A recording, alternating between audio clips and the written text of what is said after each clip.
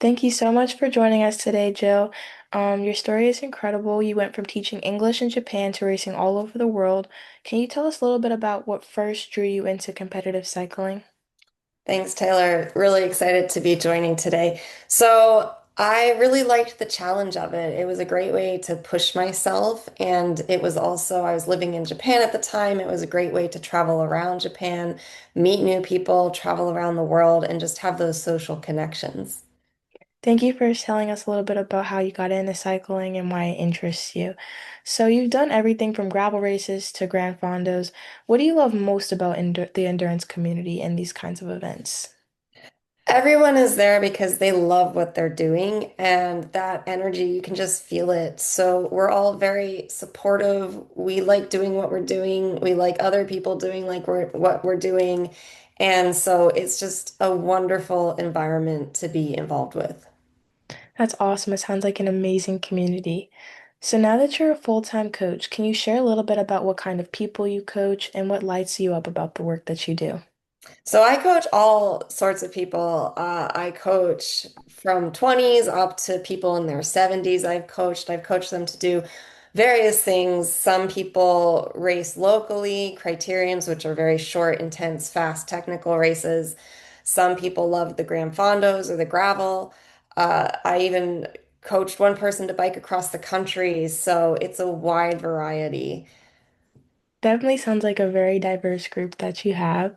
So shifting gears a little bit and talking about Race for the Family, which as you know is a walking, running, and biking event open to all levels. What is some advice that you would give anyone who's just starting to prepare for this event? I would say that sometimes that first step is the hardest. So rather than looking at the end goal and kind of feeling overwhelmed of like, oh my gosh, I have to bike 20 miles or run 5K, think of it as tomorrow I'm going to wake up and I'm just going to get out there and move. And that's your first step. And then the next day, take the next step and try to be consistent. I would say that consistency is better than just going out and like once a week going really, really hard. That's too tough on your body. You'll just beat yourself down. You won't really get benefits from that. So try to consistently 2 or 3 times or even more get out there, bike and run and work up to about, I would say, 70 to 85% of the distance that you're aiming for. If you can do that about 2 weeks before the event, then I think you're good to go. Awesome. I think that was very good, especially what you said about consistency. I think that's very important as well. So, for people who like to bike or race like you, what's one thing that they can start doing now to get race ready, even if they're short on time? Again, the consistency. We tend to think more is better, and so we go for like long distance, but really more often is better. So even 15 minutes a day, that's better than nothing. So don't view the glass as half empty, view it as half full. Celebrate every win that every day that you can get out there and be doing something and exercising. Well, thank you so much, Jill. But before we end things, how can people connect with you, whether they want coaching or just more inspiration or just to keep following you along your journey? Thank you. So my Instagram is Jill Patterson Cycling. You can Google me. You'll find my website. I also have a YouTube channel with some helpful hints. So I'm pretty easy to find online. Awesome. Well, Jill, thank you so much for sharing your time, your insights, and your energies today. We're just so grateful that we were able to get you here for a chat. Thanks so much. Nisha, thank you so much for joining us today and being here with us. Can you start by telling everyone a little bit about yourself and your role over at the Barker Adoption Foundation? Yes, my name is Tanisha Lusan. I am the Community Outreach and Recruitment Specialist at the Barker Adoption Foundation. I plan the events, the outreach events here at Barker. You'll be able to spot me at community events, reaching out to the community, connecting with other organizations just so that I'm able to reach prospective families, letting them know of the need of adoption here in the U.S.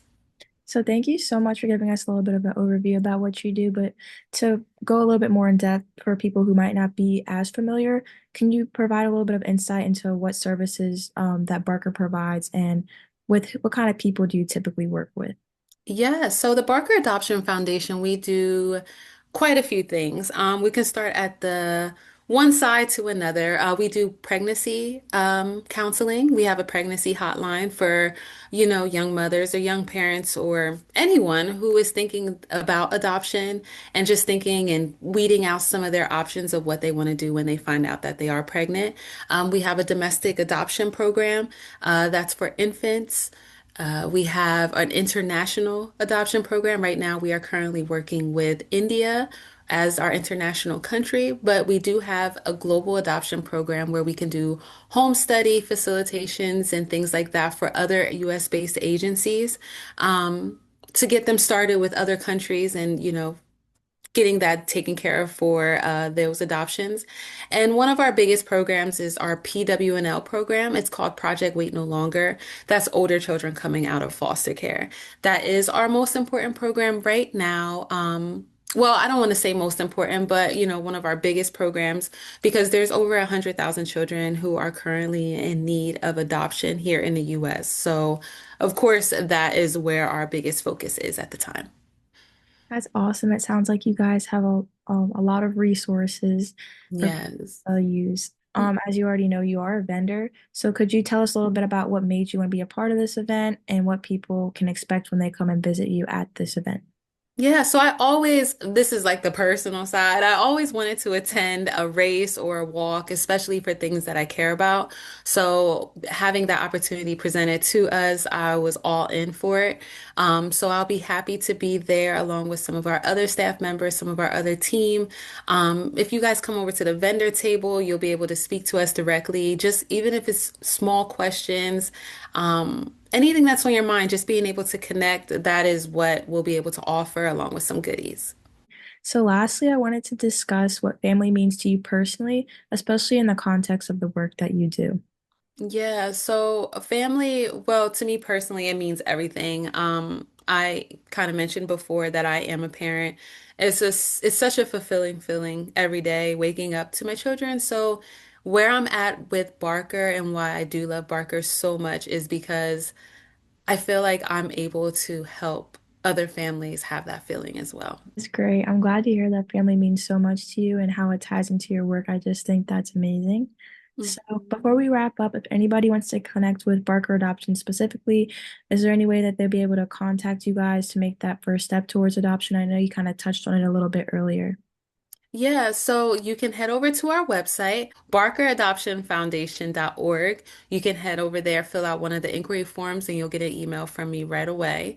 You can email me directly. It's tlusan@barkerfoundation.org. Or you can go head over to our website, go to the events, and you can pull up our general information meeting tab and register for August 4th. And then you'll be able to get all the information that you'll need. Thank you so much for giving everybody all of these resources and information and for joining us today. We were so happy to have you join us today for the interview. Thank you for having me. I Thank appreciate it. Angela, we're so happy to have you here today. Can you start off the interview by introducing yourself and telling us a little bit about your practice, Charm City Healing Acupuncture and Wellness? Absolutely. Thanks so much, Taylor, for having me. So I'm Angela Becker. Most people actually call me Angie, and I'm the owner of Charm City Healing Acupuncture and Wellness here in Baltimore. We are a holistic clinic that specializes in reproductive health, specifically fertility, female infertility, but we also focus on hormonal balance and chronic pain management. I've been doing this work for over a decade, and it's deeply personal for me. I've walked the road of fertility challenges myself. So I find it really important to support others on their journey, and it's really something that I take to heart. So, for those who may not be familiar with acupuncture work, can you tell us a little bit about how it can support reproductive health and fertility? Absolutely. So, on a general level, acupuncture helps regulate the nervous system, it helps to balance hormones, and it improves blood flow to the reproductive organs.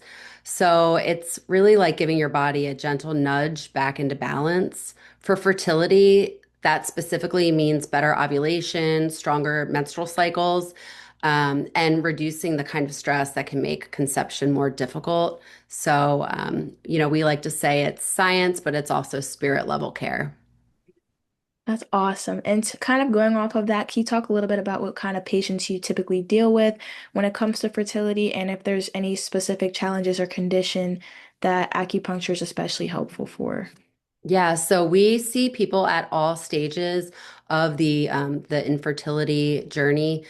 We always start with a consultation with our patients, so that way we can really hear, their individualized story and where they are in the process. And then from that, we provide a customized treatment plan based on what their specific goals are. So some people are really just starting to try and are coming in for preconception planning.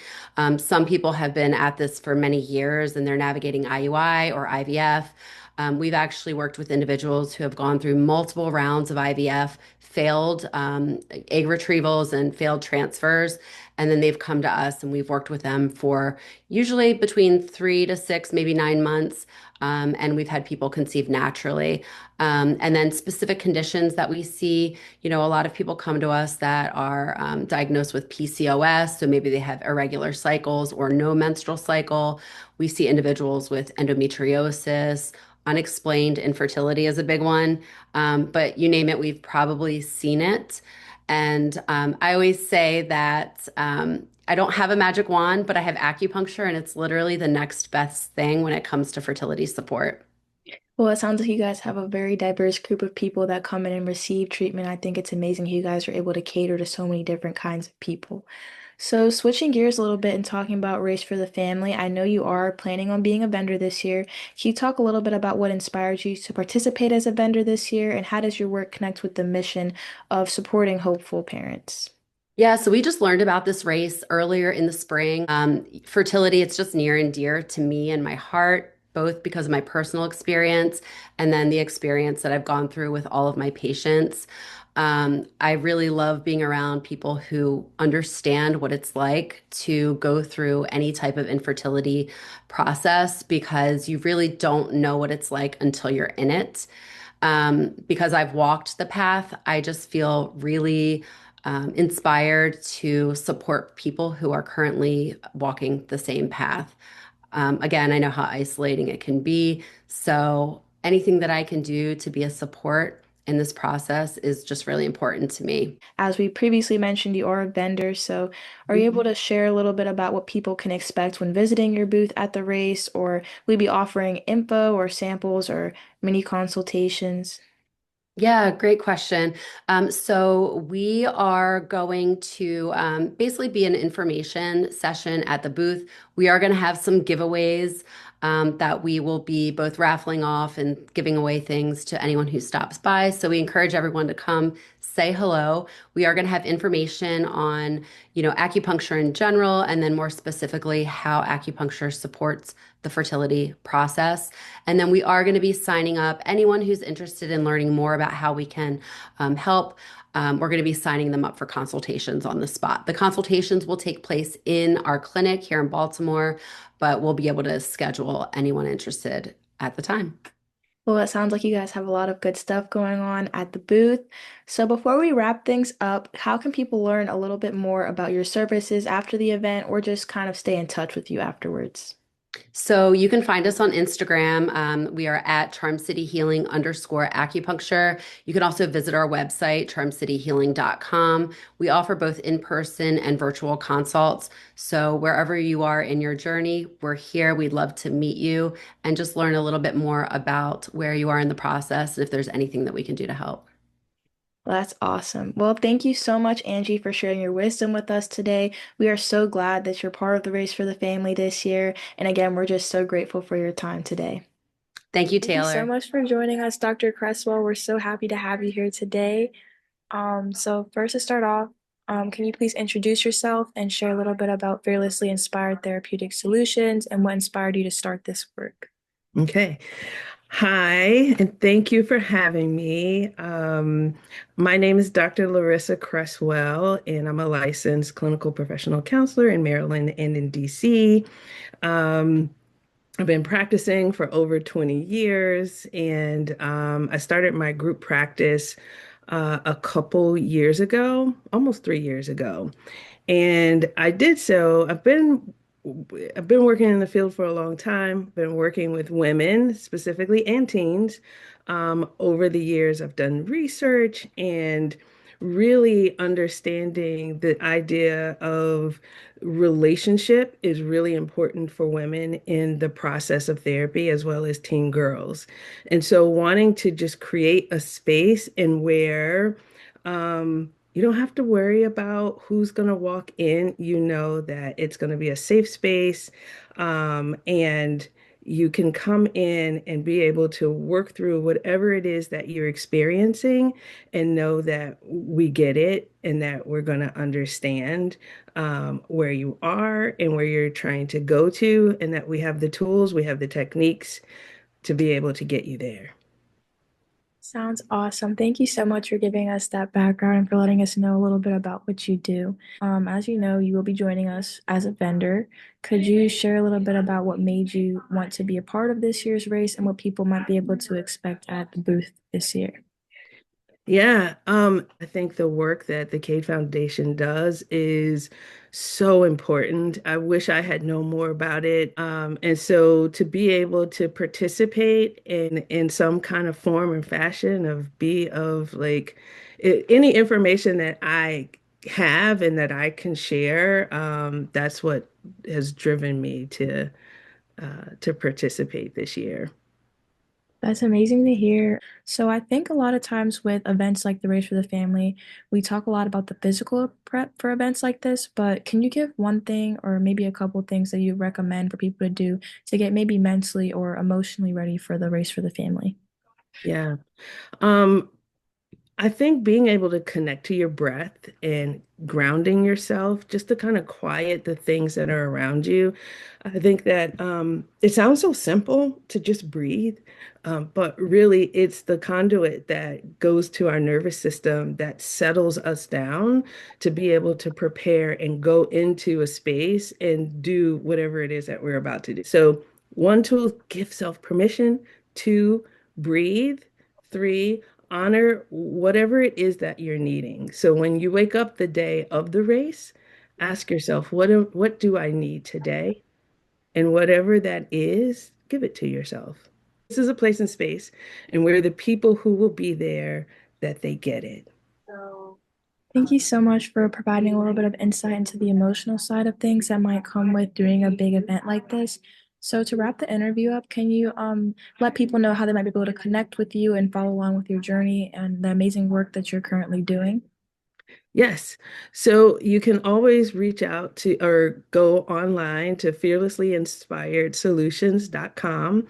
There on the website, we have a blog. You can read any information. There's a couple podcasts, interviews on there that you could listen to if you would like. You can also follow us on at fearlessly inspired underscore Annapolis. And just to keep up and see what we're doing and what information we might have to share with you. Thank you so much, Dr. Larissa, for sharing all of your wisdom with us today. We are so glad that you're part of our Race for the Family this year and a part of our community as well. So again, we're so grateful for your time, Dr. Cresswell, and thank you so much. Thank you. Dr. Christie, we are so honored to have you with us today. For those who might not know you yet, can you briefly introduce yourself and share a little bit about your incredible journey? Well, thank you so much. I'm Alicia Christie, and I'm a reproductive endocrinology and infertility physician. And I've had the privilege of taking care of active duty service members and women veterans for over 40 years. And I'm also a watercolor artist. And so I use my artwork in my advocacy and also to honor those who have served. Can you tell us a little bit about what inspired you to get involved with this event and what this means for you personally or professionally? Well, I first had an opportunity to meet Dr. Hammond at a Congressional Black Caucus panel on Black women's reproductive health.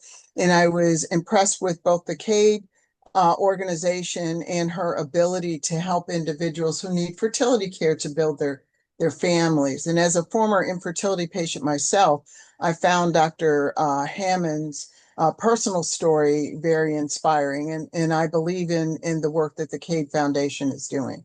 So the next thing I want to touch on is what is a message that maybe you would want to share with families who are walking through the infertility journey right now and may feel isolated or even discouraged? Okay. When I get discouraged, I look at the words of greats from history, people like Congressman Lewis, Martin Luther King, President Obama, and I find their words inspirational. And so, I'd like to share this with the audience. And this is from Congressman John Lewis. Do not get lost in a sea of despair. Be hopeful. Be optimistic. Our struggle is not the struggle of a day, a week, a month, or a year. It is the struggle of a lifetime. And I think even in these exceedingly difficult times, we're not powerless. There are things we can do. We can advocate. We can educate ourselves about issues. We can demand accountability from our elected officials. And we can empower ourselves by partnering with others who share our concerns. Well, thank you so much for sharing that quote. I think it was very inspirational. It does really, dive deep into how we can be empowering one another. So, switching gears again, as we mentioned earlier, you will be having a table this year at the Race for the Family. Can you give us a little bit of a sneak peek or tell us a little bit about what attendees might be able to find at your table when they stop by? Well, as I said, I try to use my artwork in my advocacy. So there will be some social justice artwork there, but I also do things like florals. And because I believe in the work of the Cade Foundation, this year I've decided that all of the proceeds from the sale of my work will go to benefit the Cade Foundation. I've also illustrated a children's book, and so I'll have a few copies of that available, but that's also available on Amazon. Well, thank you so much for letting people know what they can expect to find at your booth when they visit at this year's Race to the Family. So, to close things off, is there any way that people can stay connected to your work, advocacy, or anything you're involved in now? Well, next week I'm going to be in Atlanta. I'm going to be the keynote speaker for one of the programs on Black Infertility Awareness Week that's sponsored by Sister Song. My artwork can be found on Fine Art America. You can Google my name. It's also on Redbubble.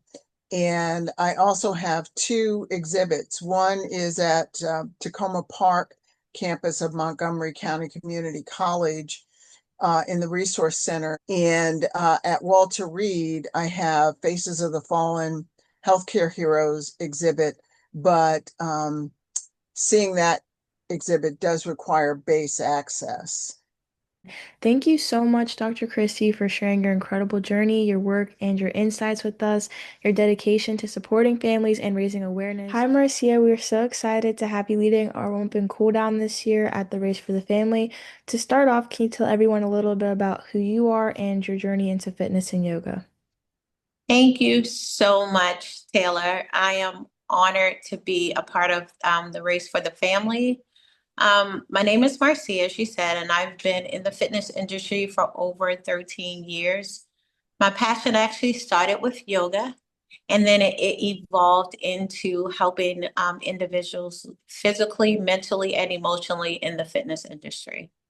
Well, thank you for sharing a little bit about yourself to start things off. Can you give us a little bit of a preview of what people can expect at your booth? Absolutely. The warm up will be dynamic and the cool down will actually be nice and gentle. For the warm up, we will get our heart rate up and get our hips open. And then for the cool down, we will stretch those hamstrings out as well as our hip flexors, just to kind of relieve any tension from the running as well as biking. So it will be a great experience. Yeah. So to kind of go off of that, could you talk a little bit about why it's so important to warm up and cool down at an event like this? Absolutely. Well, for one, when you warm up, it helps reduce injuries and it also improves your performance for races like this. And then when it comes to the cool down, a lot of people, they get done with their exercise and they skip the cool down, but the cool down is so important. It helps open up and relaxes your muscles. As I said, the hip flexors is very important in a cool down. So is Absolutely. there any particular stretch that you recommend for people to start doing now in the weeks leading up to the race for the family? Absolutely. I do recommend hip openers. Something as simple as when you get out of your bed, you can sit on your floor and put your 2 feet together, allow your knees to open up, and just kind of allow yourself, your hips to tilt, and you fold over and really just relax into that. It's not a 1, 2, 3 movement. It's just a movement to allow you to deepen and relax into it. So those are really good, and they're simple, and there's something that really can help prepare you to for the race. So for people who may be nervous for an event like this one, what is one piece of advice you would give them to help them feel confident and present in their bodies on race day? Absolutely. I would recommend for them to just breathe and take it easy and always know it is them against themselves. So, no competition. It is a race, but it is a family event. We're there to have fun, we're there to support each other, and don't put too much pressure on themselves. And I know you were talking about how, deeply rooted you are in health and wellness. So what's your personal favorite way to kind of center yourself on race day? Any habits, must-haves, or go-to snacks? Oh my goodness, I have to shake my nerves out. So I get up maybe about 20 minutes earlier than usual. And I will just sit for about 5 minutes and just have calming breaths and calm myself and talk affirmations and say, hey, everything is going to be okay. It's going to be a great race, and breathe. And for my snacks, I'll grab a banana. I'll grab some nuts, any kind of nuts actually, but pecans or walnuts. I'll grab that, or almonds. And I'll make sure I have my water, stay hydrated. And I hydrate the night before in an effort to make sure that I am fully hydrated. And I prepare, I get it out and just have fun. Sounds like a great way to prepare yourself for such a large event like this one. So the last thing I wanted to touch on before we wrap up are how can people stay in touch with you, whether they want to take one of your classes or just follow along with you in your wellness journey? Absolutely. So they can go onto my Instagram. It is get fit with underscore Macafit. That's MACAFYT. They can also reach out to me on my email as it's marcia04@gmail.com. And I definitely would love to hear from them, help them with on their fitness journey, and anything that I can do to support the community. Well, Marcia, thank you so much for sharing your time, your insights, and your energy today, and for playing such an important role in the race for the family. And again, thank you so much for sitting here and being able to chat with us today. Oh, thank you too, Taylor. I look forward to seeing you on race day. Look forward to seeing you too. Thanks. Bye bye.